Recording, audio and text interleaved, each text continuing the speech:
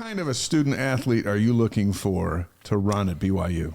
Definitely one that fits within our program, our team culture. It's pretty basic: faith, trust, love, built on gratitude. And so, yeah, just really looking to recruit motivated people that I can inspire. And that has been the secret to our success. This is less about me, guys. If I'm going to be really honest, I've got great women that I love to show up for every day. Yeah. And the culture that we have right now is one of positivity, and they're building each other up, and we're learning lessons, life lessons along the way. It hasn't been a perfect season. We were undefeated, in the fall, win that first Big 12 championship, and then we kind of fell on our feet, our face actually at NCAAs, and we've learned a lot and grown, and then we just have one of the most amazing weekends in Boston for indoor track. Oh, yeah. So Yes. The thing about this sport is the trajectory is it's a roller coaster, and I'm excited to be on the ride with them. Yeah, the Run for Her is kind of become our why for our program. Where did you come up with that? We were trying to identify what is going to be our why. Let's figure out what that is. And I always remind them of that little girl that fell in love with the sport. And so we kind of became the BYU Run for Her. And that her is the little girl that fell in love with the sport, the 10-year-old that was just dreaming to be in the place she is right now. And when you can line up for that girl, you're able to go through some hard things for that girl. It can be the teammate. People used to think it was the coach. They're like, oh, BYU Run for Her because you're a female coach. I'm like, no. It's actually more about this younger version of these women. And when you go through, we call it the dark place. Every race has a dark place.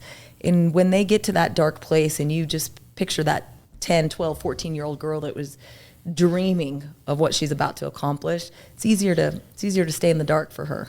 Yeah, I think you have to have a strong purpose for why you do this. And for our women, it's really just, I talked about the labor of love. This is a sport of heart, and passion is a big motivator. When they come off of the track and they're done, as we've watched them, they seem to be really connected to young people and to be inspiring to those young people. Is that part of the program? Yeah, our purpose is to definitely inspire the next generation of young girls. And I want to make an impact on young girls in sport and women in sport and be an example, be a program that is serving as an example. But there's things my women do that I don't necessarily tell them to do. They take their racing bibs off during cross-country season, and I see them finding young girls. Now, when I first got to BYU and we'd have all these fans that came out, I thought they were family members of my athletes. I was like, oh, what family are you? Who's your athlete? Or like, no, we just knew you guys were coming to Madison, Wisconsin, and so we're just fans. That's BYU, and right? I love that, right? Cougar Nation is the best fans in the world. And so my women would take it off their bibs, they sign them, and they give them to these 8-year-old girls that are just there to cheer them on. That 8-year-old girl is going to remember that. Right. And that's inspiration. That provides inspiration. So it's a staple of our program to make sure we're inspiring the next generation. BYU women's cross country head coach Diljeet Taylor's on the Wise Guys tonight, live on YouTube, Facebook, Twitch, and wiseguys.com. She coached the Cougar women's cross country team to 6 top 10 finishes at the NCAA championships, including the national title in 2020 and 2021. The video was of you cheering these runners on and then celebrating like you're their best friend or mother, which is it's refreshing to see in this day and age of college sports. Now, you smile. Were you a little embarrassed by it or what? No, I mean, it just kind of went viral. And that's what you're going to get. Listen, you got to ride the highs and ride the lows. I mean, I'm the same coach that will put my arm around him most of the time when performances don't go like that. But again, just to have 3 women run those times in the 5K to qualify and book their ticket to NCAAs, and it happened on the same day, right? I put 3 women in that race going, okay, best case scenario, but hardest case scenario is all 3 of them do it. And it was not highly likely that they all 3 click on the same day, but they come within a second of each other, and that's ranked number 5, 6, and 7 in the nation now. That's fun. How's this comment from our live stream? You are amazing. It's been so much fun to watch your coaching interaction with your athletes and ultimate success. Henry Marsh. Henry sat right here with us. That's great. I mean, again, what an icon. Yeah. Where were you when you got the text that your program was in the Big 12? You remember?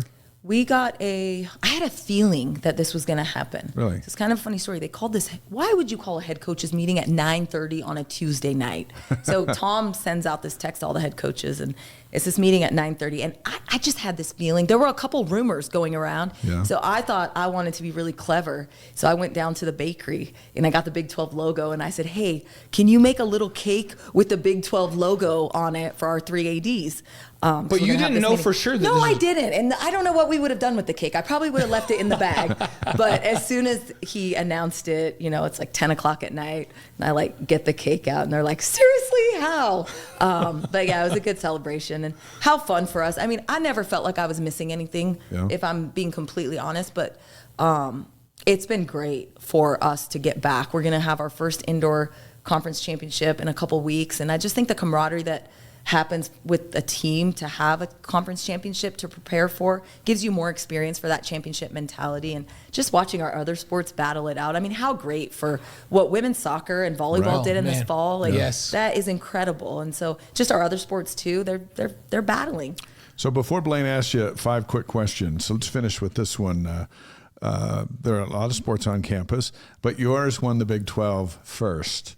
It was a goal. It was a goal. It was a goal. And you have a national championship. And so you go back to 2019. It was the disappointment year but the springboard to the national championship and how that felt. And then you win the Big 12 championship. How close are those emotions?